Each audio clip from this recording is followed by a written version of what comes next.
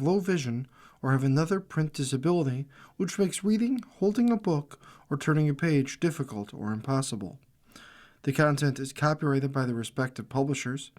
For more information, please visit us on the web at nfradioreading.org. Hello and good evening. This is Don Swans, and for the next hour, I'll be reading from the February 8th issue of the Wall Street Journal Review on the Niagara Frontier Radio Reading Service. Front page.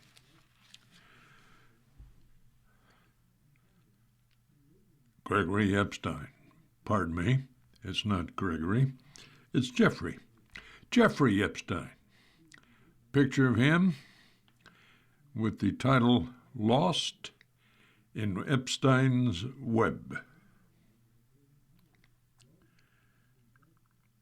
The shock blast from last week's epic Epstein file drop has radiated out widely, triggering nauseated panic and fueling long-standing grievances among and against a new set of participants in a far-reaching and exceedingly sticky web. Reams of documents, emails, photos, and videos have touched almost every corridor of global power, including finance, government, the media, arts, sports, academia, and the vast stomping grounds of billionaire leisure.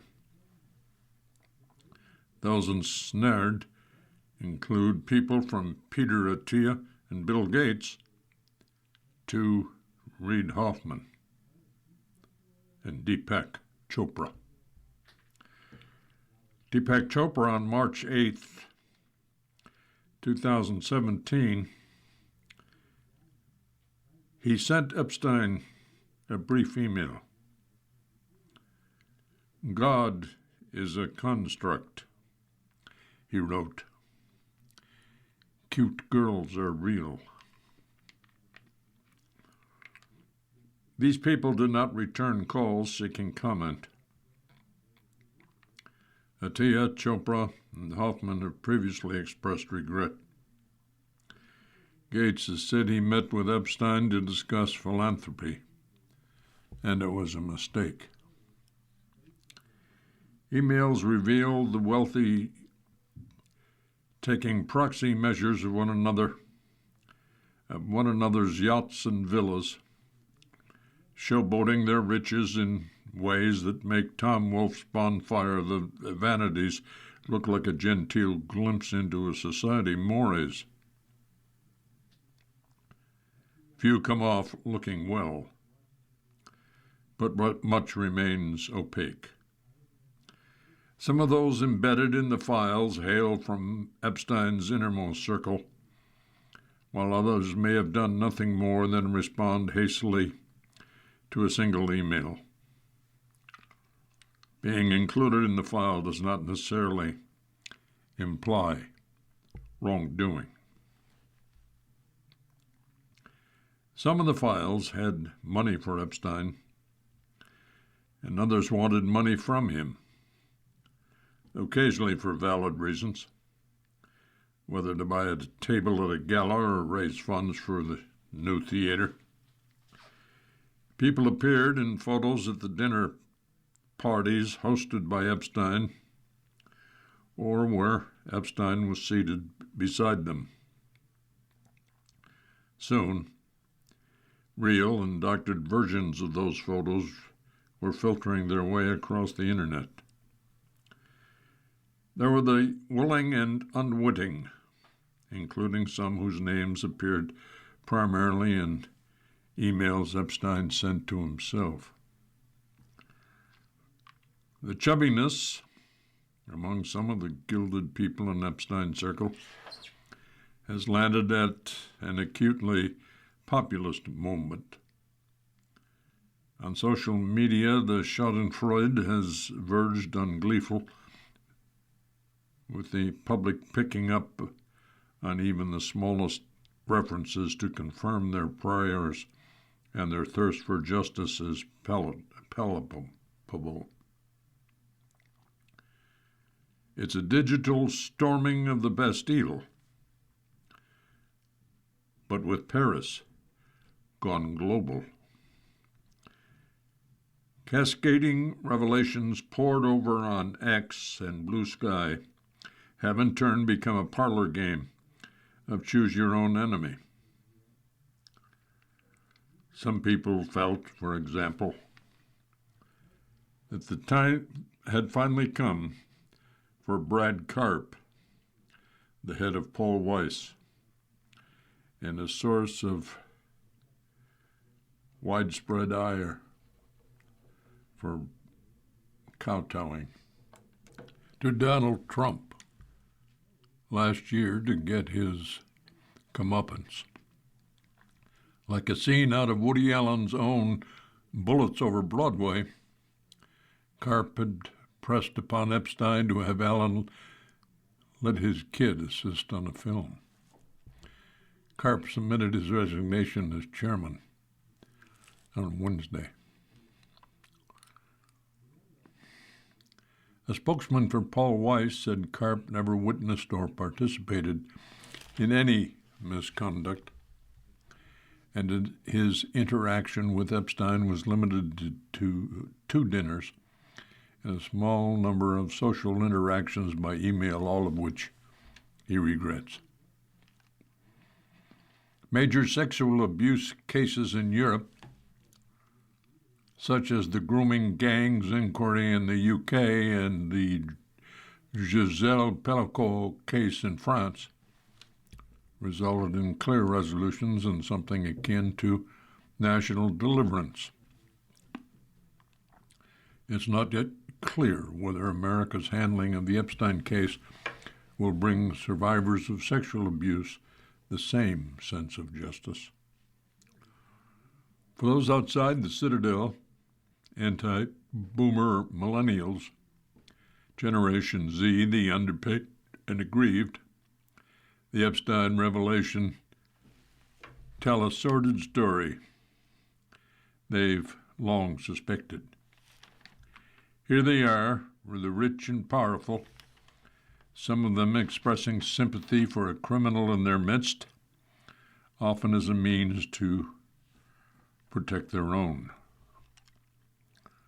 Many of those freshly outraged came of age with Donald Trump already in office, having demonstrated that you can spout vulgar language about women and face multiple accusations of sexual misconduct and still rise to the presidency. Twice. Me Too went down nearly a decade ago, years before Generation Z had smartphones, and the news transformed into a highly visual scroll of outrage and memes. And what had come of those earlier revelations anyway? Me Too and its disappointments left many women exhausted. There's a sense that even with an imprisoned Harvey Weinstein, who denied the charges against him, that plenty of men never fully paid a price, were still only midway through the Me Too backlash. The latest tranche of Epstein files is screaming evidence that there's work to be done and that previous generations had fallen down on the job. Epstein has been dead for years, while his co-conspirator, Ghislaine Maxwell, is in jail. But there's a sense among the public that justice has not yet been served. Unlike Me Too, which the right portrayed as the peevish complaint of angry feminists and evidence of cancel culture gone amok, the Epstein files has gone bipartisan. Once seemed like a strange Pizzagate-like fixation, internet red meat for conspiracy theorists, Clinton haters, MAGA moms, and Marjorie Taylor Greene 1.0 has since broadened its base considerably. On Wednesday, California Representative Ro Khanna, who introduced the Epstein Files Transparency Act that led to this release, called on Congress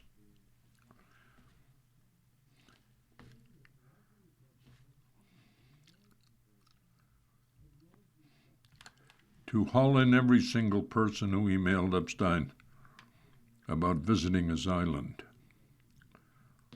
The American people are frustrated with the rich and powerful getting a different set of justice. Some of the leading figures in the last round of Epstein files had gotten away with the tiniest of reputational stains. Those guys are still out there. Their resilience perpetuates what looks from the outside like a tacit understanding among those with wealth and power. To wit, they can get away with it.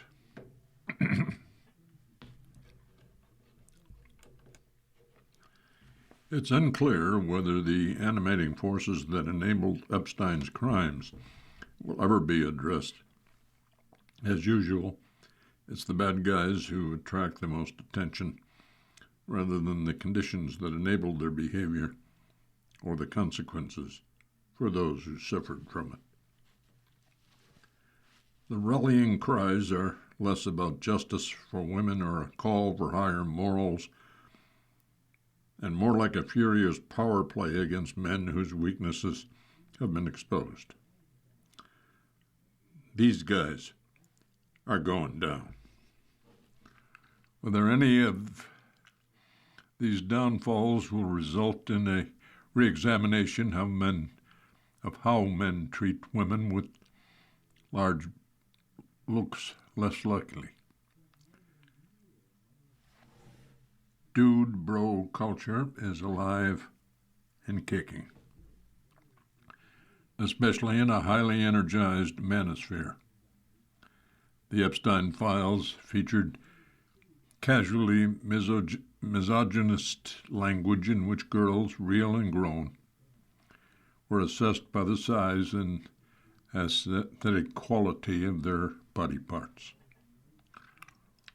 The vulgarity that Trump once dismissively referred to as locker room talk, in which Atia, a popular wellness influencer, and one of those named in the emails described as banter. We've yet to see a mass movement to end sex trafficking result. According to a recent UN report, global sex trafficking is on the rise. Prostitution has been rebranded as sex work. Its advocates are keener on legalization and labor rights for willing participants than on penalizing the men who pay for the services of vulnerable girls and women with little choice. Virginia Giffey, only 16 when she got caught up in Epstein's sex trafficking ring, is now dead by suicide.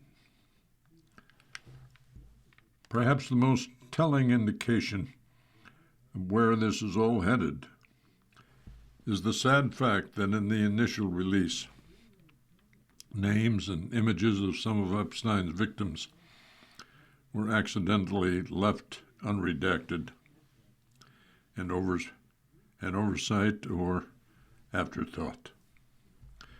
Amid the accusations, excuses, and mea culpas, the speculation over who did what and whether that makes them guilty or merely gross, it may well be that the women most harmed by Epstein's sex trafficking, abuse, and fraud will remain a sideshow.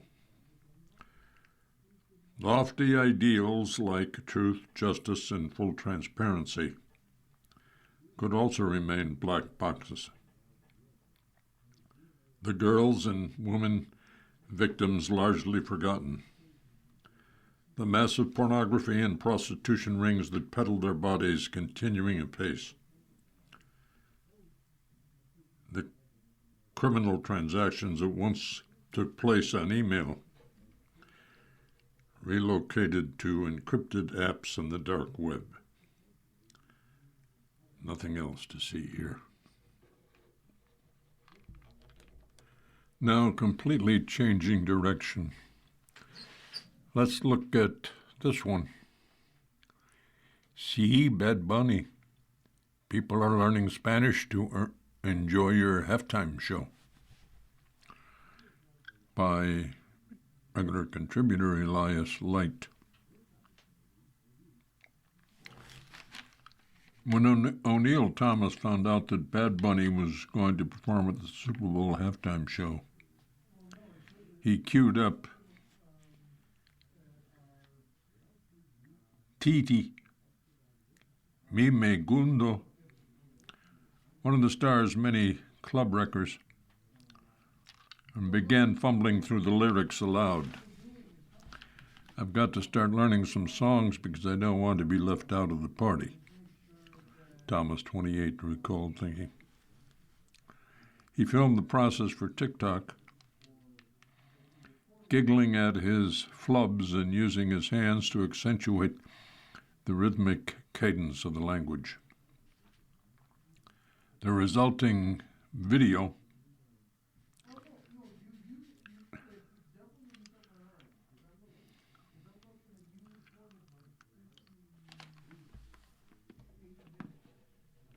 I'm sorry about that delay. The resulting video was viewed more than 4 million times. My Spanish teacher has been Mr. Benito himself, Thomas said, referring to Bad Bunny's real name, Benito Martinez Ocasio. I'm listening to his music as often as I can. If I'm cooking, if I'm at the gym, I'm bumping his stuff.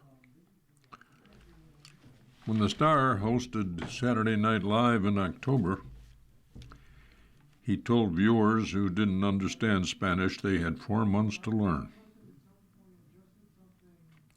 In fact, even before Bad Bunny's challenge, a number of his fans had already embarked on his mission, hoping to at least level up to the point where they could shout along during halftime of Sunday's Super Bowl. Duolingo hopped on the trend. The language teaching app offered 1,000 new users 4 free months of instruction with the code Benito. More than 60% of those who signed up are still at it, according to a company spokesperson. Duolingo is also planning a larger marketing campaign tied to Bad Bunny's halftime appearance. The company's famous owl mascot was recently spotted dressed as the singer in a New York subway. It's better to enjoy music when you have a full grasp of the context of what he's talking about, especially when it comes to some of his deeper songs, said Amy Tiffany Cortez McIntyre, 30, who started teaching her husband Spanish using Bad Bunny lyrics in early 2025. Since Bad Bunny released his debut album in 2018, he has entranced millions of fans who didn't know a lick of Spanish. In 2025, he was the most streamed artist on Spotify for the 4th time, beating out Taylor Swift and The Weeknd. His latest release, Debí Tirar Más Fotos, was the 5th most popular album of the year in the U.S., according to the data company Luminate, landing ahead of luminaries like Kendrick Lamar and Sabrina Carpenter, whose songs are in English. These achievements helped upend the music industry's long-held belief that singing in Spanish would limit artists' reach and prevent them from conquering the U.S., the world's biggest music market. Some conservative commenters are upset that the latest Super Bowl performer doesn't record in English.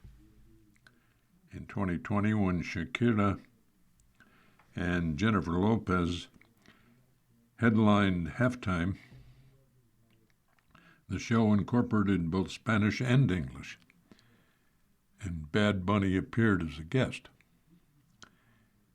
The Titi Me Pregunto singer made light of the criticism on SNL, joking that everyone is happy about his selection.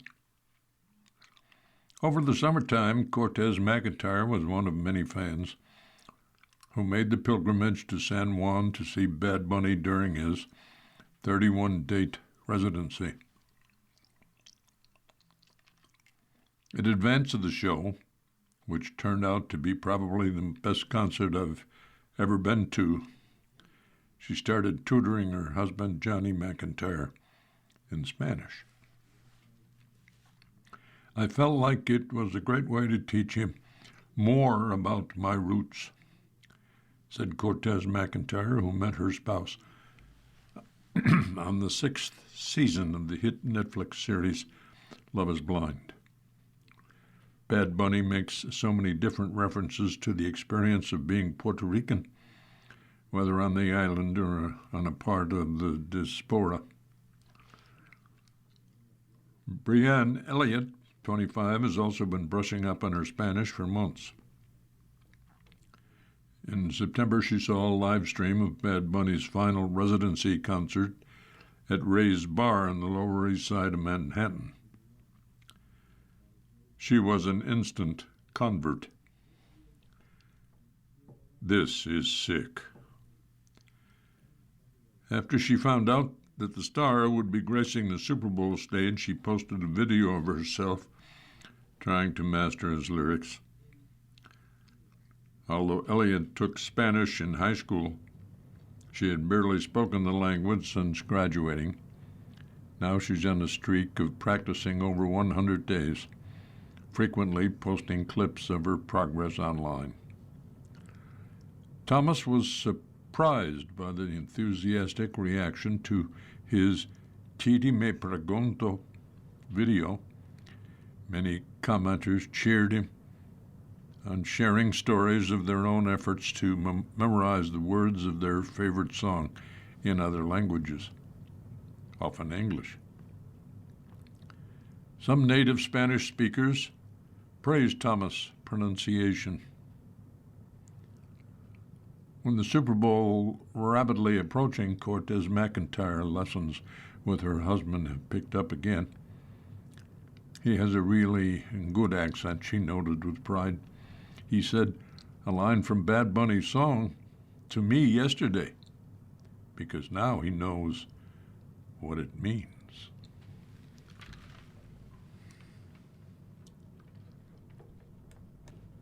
Let's look another way. How about this headline? What are the chances a new Fed chair will do what Trump wants? 3 presidents who tried to install loyalists at the Fed were burned. This article is by Nick Thomas. President Trump chose a Federal Reserve Chair, Kevin Warsh. He thinks he can count on to lower interest rates. History suggests 3 different ways presidents have come to regret that bet. The chair could deliver the lower rates the president wants and unleash inflation, which is what happened to Richard Nixon with Arthur Burns. He could be loyal but unable to bring his colleagues along, as Jimmy Carter discovered with G. William Miller. Or he could turn independent and raise rates against the president's wishes. As Harry Truman learned with William McChesney Martin, their experiences offer a roadmap for how Warsh's chairmanship could unfold for Trump and for the nation. Trump made clear what he expects from Warsh at a dinner in Washington last week. After asking Warsh to stand, Trump wisecracked that he would sue him if he failed to lower interest rates. It was a loaded joke given his public attacks on the current chair, Jerome Powell, which includes a Justice Department criminal investigation. Powell, whom Trump appointed in 2018, was in attendance. Nixon and Burns. It isn't the first time a president used humor to tell his Fed chief, or his Fed chair appointee, what he wants. At Burns' swearing in 1970, Nixon quipped that the audience's applause was a standing vote for appreciation in advance for lower interest rates and more money. Burns had been Nixon's longtime economic advisor, and Nixon made no effort to hide his expectations. I respect his independence. However, I hope that independently he will conclude that my views are the ones that should be followed. Burns delivered, holding rates before the 72 election. Inflation shot from below 4% that year to above 12% in 1974. The Fed raised rates sharply, and a punishing recession followed, punctuated by Nixon's resignation. Inflation moderated, but the Fed lost its nerve, abandoning the tight policy. Inflation rebounded. Burns' failure is a familiar cautionary tale. The experiences of two others, Miller and Martin, may be more instructive because they illustrated how a Fed chair can disappoint a president even when inflation is not the reason.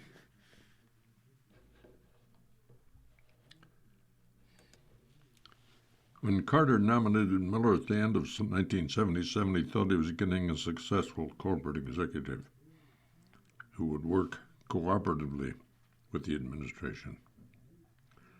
Miller had run industrial conglomerate Textron for more than a decade.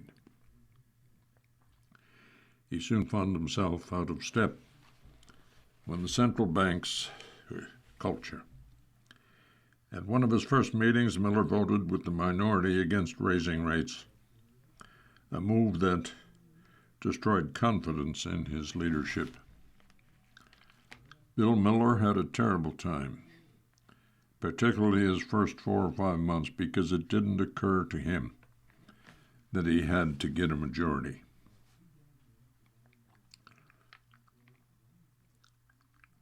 This was the recollection of Nancy Teeters, a Fed governor who served with him in a 2008 interview by the Fed. He thought he could tell us what to do, and we'd do it. And we said, huh? After 17 months, Carter sacked his Treasury Secretary and moved Miller into that job, which gave him an opportunity to find a more effective Fed chair. Carter tapped Paul Volcker, who raised rates high enough to break inflation. The ensuing recession helped end Carter's presidency. Warsh arrives at the Fed with the advantages Miller lacked.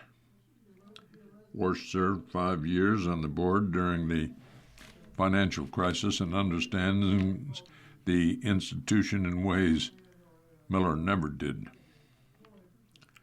But he faces a version of Miller's problem. Warsh built his reputation as a hawk by warning for years that easy money would fuel inflation. Now he has the job because he told the president he'd support lower rates, even though inflation is above the Fed 2% target. If he pushes for cuts without a clear economic justification, he may find his colleagues on the rate-setting Fed Open Market Committee skeptical that his conversion to inflation dove is genuine. He's very poised, said William Dudley, who worked with Warsh while serving as New York Fed president from 2009 to 2018. But I think he's going to have trouble at first to win the hearts and minds of the Fed staff and the FOMC because some of his policy ideas are just very underdeveloped. For example, in 2010, Warsh voted for a bond-buying stimulus program known as quantitative easing, or QE. Then days later published an op-ed questioning the decision. When Warsh wrote another opinion article years later describing the Fed's policies as confusing and erratic, he drew a pointed rebuttal from Minneapolis Fed President Neil Kashkari. Kevin, confusing and erratic is voting for QE and then criticizing it, he said in a social media post linking to the essay. Kashkari is a voting member of the FOMC this year. History teases at a third possibility. Warsh succeeds as chair and still disappoints Trump. That's what happened to Truman with William McChesney Martin Jr. Until 1951, the Fed was effectively under the Treasury's control. When Truman's advisors negotiated the accord that freed the Fed from that arrangement, they also secured the resignation of the Fed chair. Truman replaced him with Treasury official Martin, who had helped secure the accord. The initial reaction in Washington and on Wall Street was that the Fed had won a battle but lost the war. The Treasury was installing its own man, according to an account published by the Richmond Fed. But Martin made clear to Truman that he wouldn't be a pushover. At a White House meeting before officially offering Martin the job, Truman asked if he committed to keep rates stable. Martin did not give in. Without more responsible policies, rate increases will probably happen again. Markets will not wait on kings, prime ministers, presidents, secretaries of the Treasury, or chairman of the Federal Reserve, Martin said, according to Robert Bremer's biography. Truman appointed him anyway and quickly regretted it. The Fed continued to raise rates. Martin would later coin the phrase that it was the Fed's job to take away the punch bowl, just as the party gets going. When they saw each other on the street in 1952, Martin greeted the president, who responded with one word: traitor. Martin served under 4 more presidents over 19 years. Martin's early defense of the Fed's independence and Burns' later surrender are deeply imprinted into the Fed's institutional memory. As a Fed governor, Warsh preached those lessons himself. The only popularity central bankers should seek, if at all, is in the history books, he said in a 2010 speech on federal independence. Walsh now faces a tightrope act.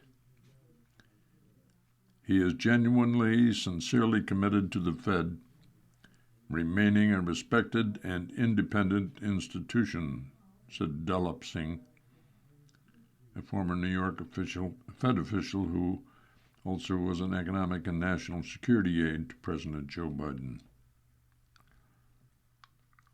If preserving the institution's autonomy puts him at odds with Trump, Warsh risks Powell's fate. This gets to the question of how he manages the relationship in private, said Singh.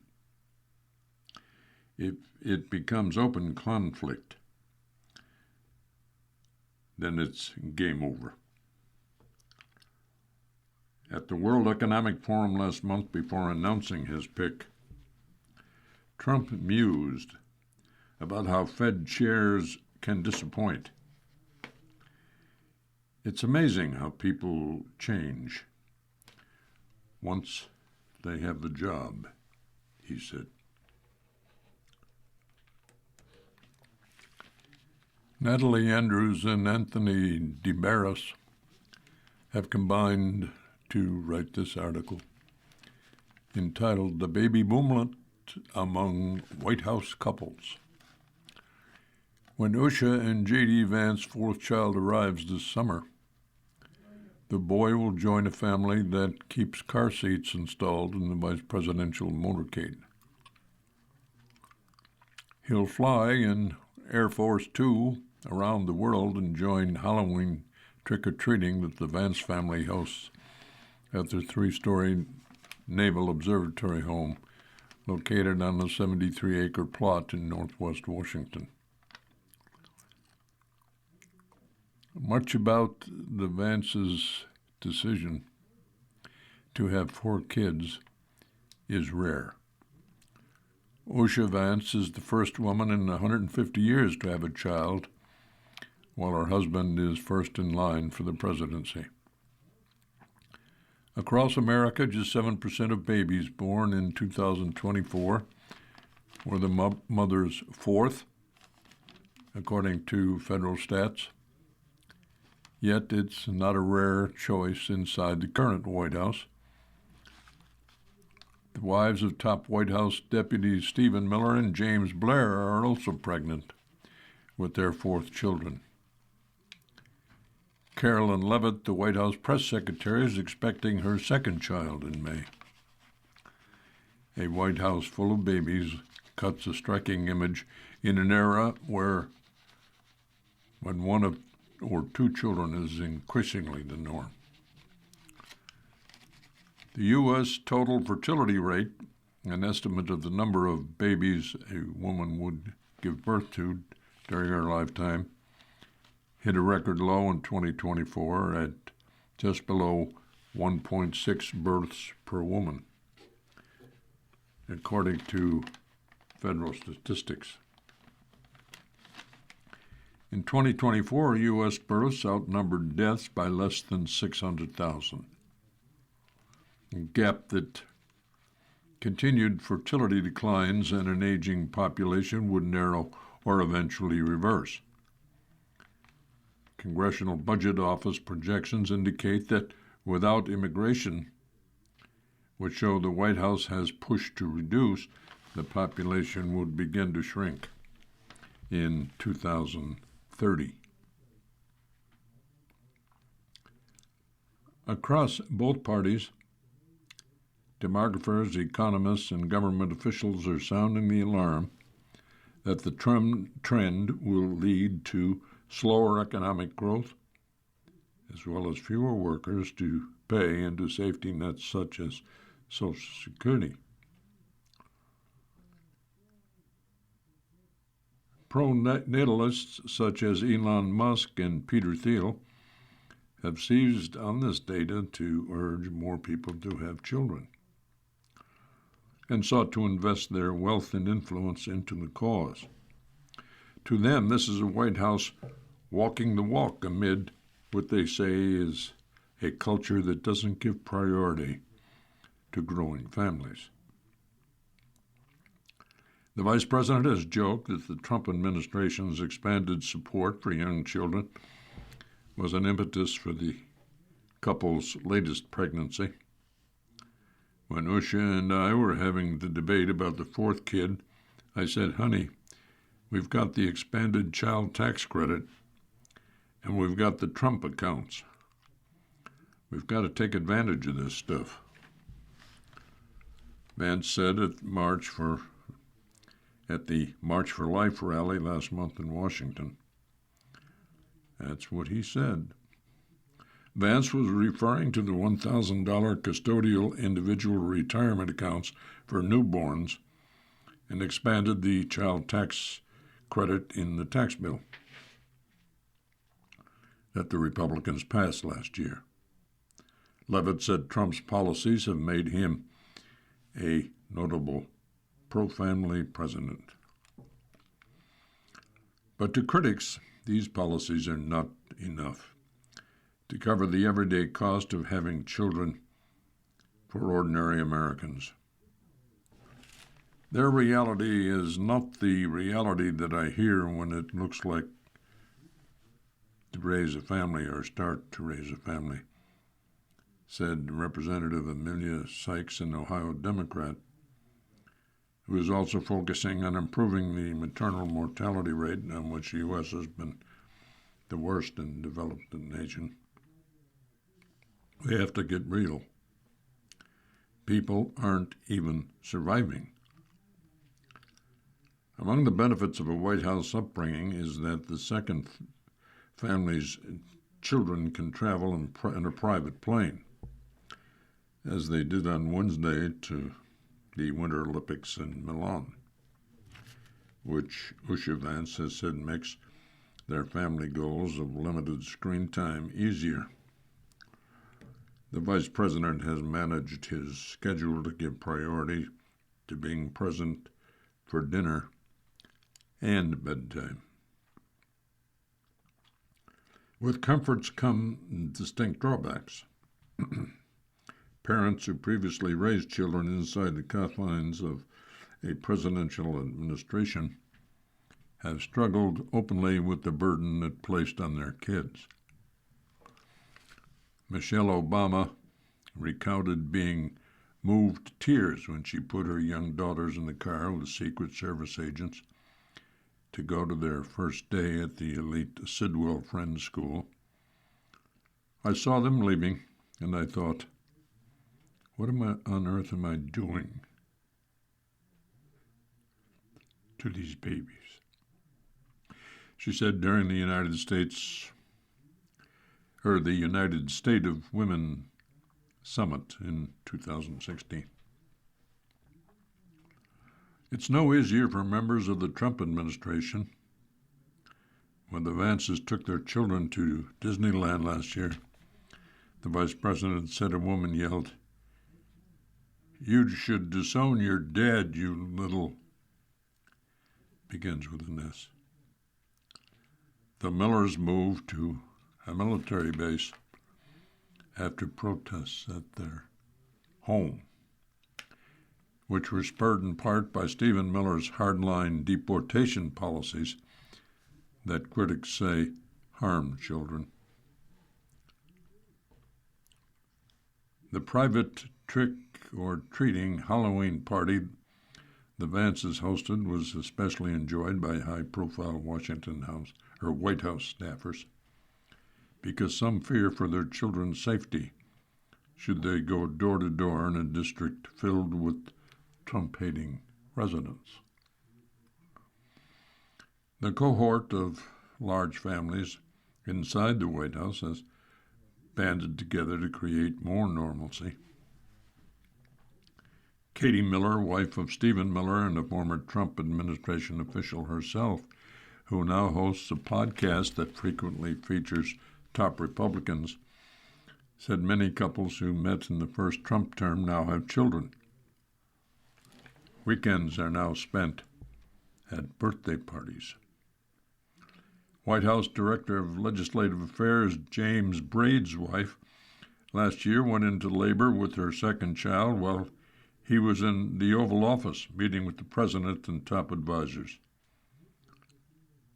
The people from outside the Oval passed me a note, Brad said. The president sent him on his way expeditiously with a note for his daughter.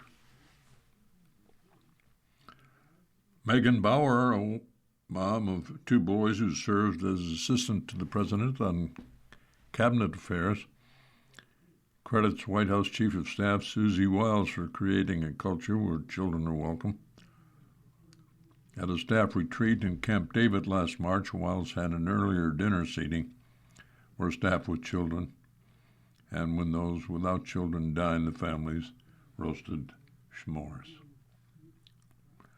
There's a little bit of competition on whose kid is going to marry who, Bauer said, laughing.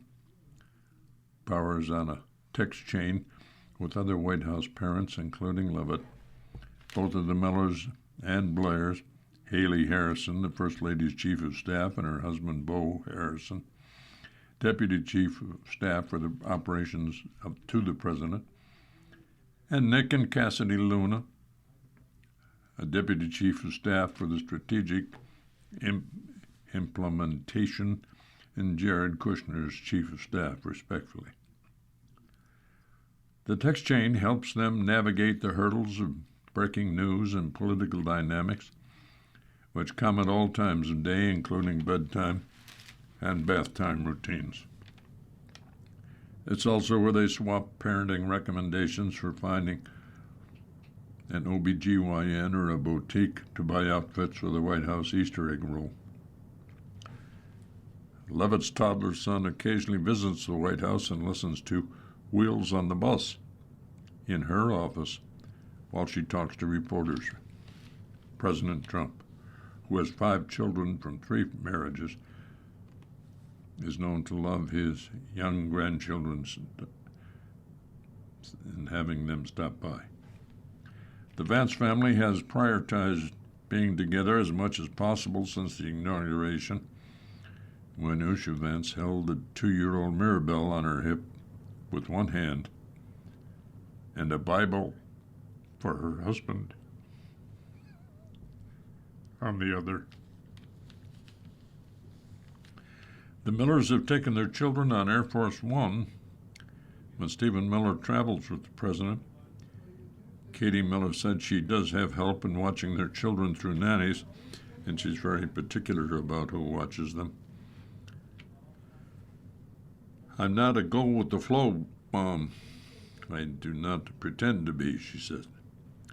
Our lives are very structured and scheduled. One exception was a spontaneous visit to the White House so her daughter could show her father a lost tooth, a visit that included a stop by the Oval Office. On most nights, the Millers embraced Trump's Make America Healthy Again mantra and avoid processed sugar. Dessert of strawberries, blueberries, or cheese and olives, Katie Miller said. Usha Vance has said that she was the driver for having the couple's 3rd child, and last year on Meghan McCain's podcast said it was the vice president who pushed for a 4th. Katie Miller sees an even bigger brood in the cards for her family. I would have 5, 6, 7, and 8, she said. I think Stephen might cut me off at some point.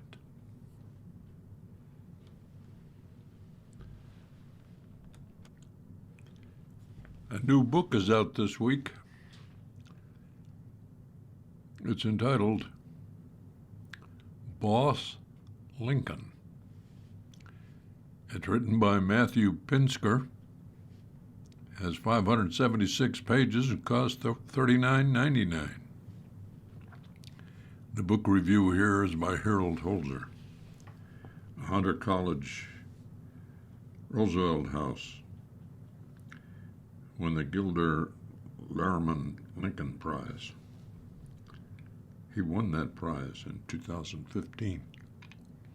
Anyway, Abraham Lincoln would likely be disappointed to learn that more Americans today identify as political independents than as either Democrats or Republicans. As Matthew Pinsker argues in his landmark book, Boss Lincoln, The Partisan Life of Abraham Lincoln, the Civil War president was first and foremost a party leader, tirelessly committed to grassroots organizing, retail campaigning, lobbying, deal-making, rewarding loyalists, and easing opponents. Pardon me, not easing opponents, but erasing opponents.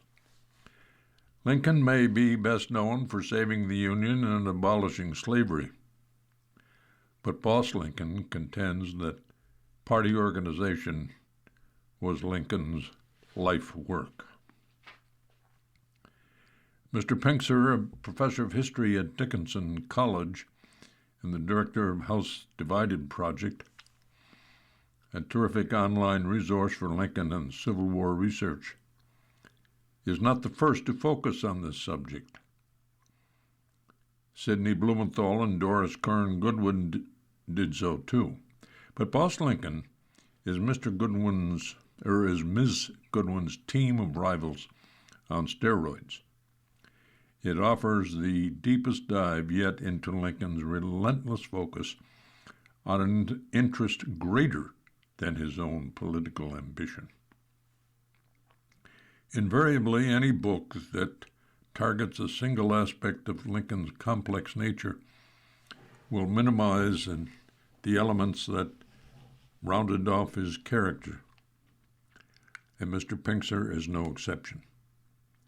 In pursuit of political victories while keeping tabs on his allies and foes, Mr. Pinksker's Lincoln has little time for Shakespeare, poetry, philosophy, joke-telling, religious thought, his legal practice, romance, family life, or the craft of writing, parts of his life to which other authors have dedicated entire books of their own. This single-minded Lincoln is of, by, and for partisan politics.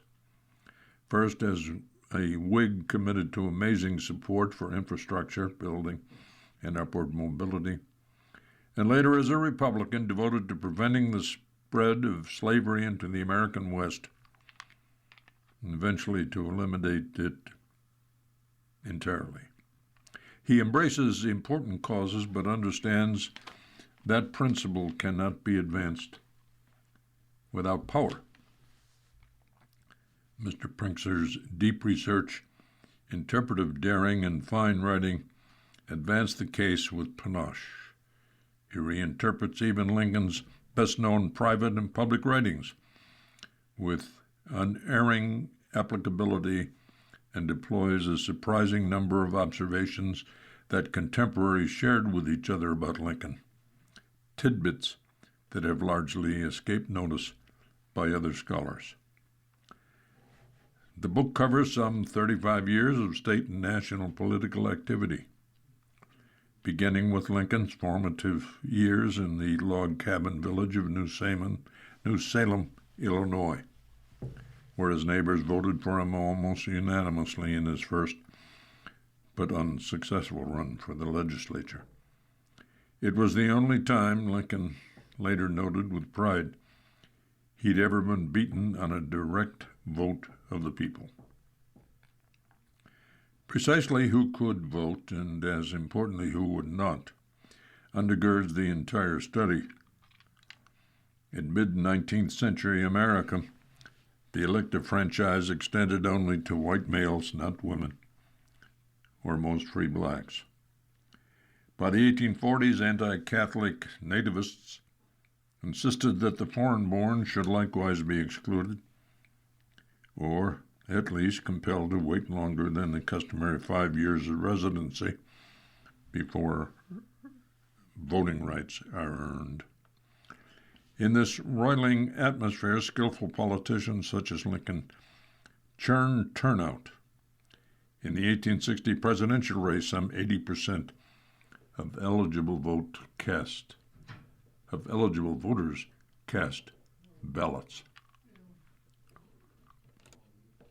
Boss Lincoln is emphatically not a political science track. Mr. Pinxer makes his points within a gripping chronological narrative that consistently animates Lincoln's inexhaustible quest.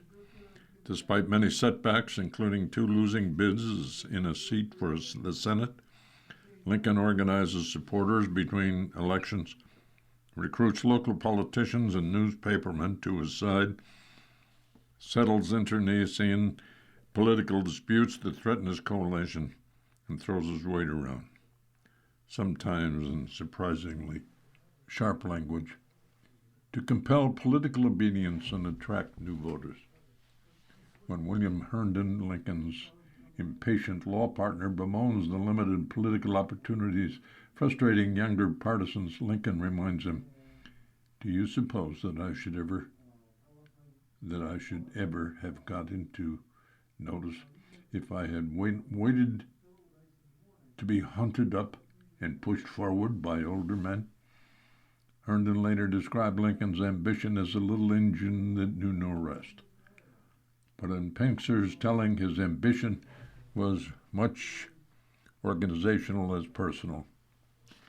We know, for example, when Lincoln ran against Stephen Douglas for the U.S. Senate in 1958, a campaign best remembered for the candidate's 7 public debates. Mr. Pinxer reminds us that Lincoln also handpicked the Republican candidates for state legislature that year, knowing that senators of the day were elected by the legislature, not a direct vote of the people. Even saying saving the country, the book reminds us, would require building a party, not merely winning office.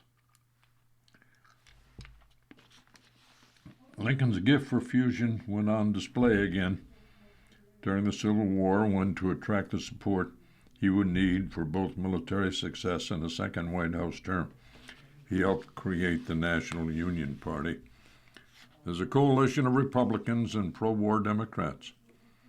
Mr. Pinxer attaches much importance to that effort, noting that it emboldened military enforcement of emancipation and congressional support for black recruitment. Lincoln even foresaw a kind of patriotic fusion to reconstruct the South once the fighting ended. Perhaps Mr. Pinxer grants Lincoln too little credit for inspiring voters with his soaring oratory. Even the canonical speeches have analyzed here primarily for political massaging. His takes on Lincoln's Gettysburg Address is particularly thought-provoking. He ranks it a powerful message about partisanship, with its reminder of unfinished work, a rallying cry for the next campaign, and an organizing principle for his new party and his re-election. Boss Lincoln fills a gap in the literature and ensures lively discussion into the future. It is hard to imagine that this year will bring forth a Lincoln book of more originality or consequence. You've been listening to a reading of articles and features from the February 8th issue of the Wall Street Journal Review. We read from the Wall Street Journal Review every Thursday at 7 p.m., like we are now.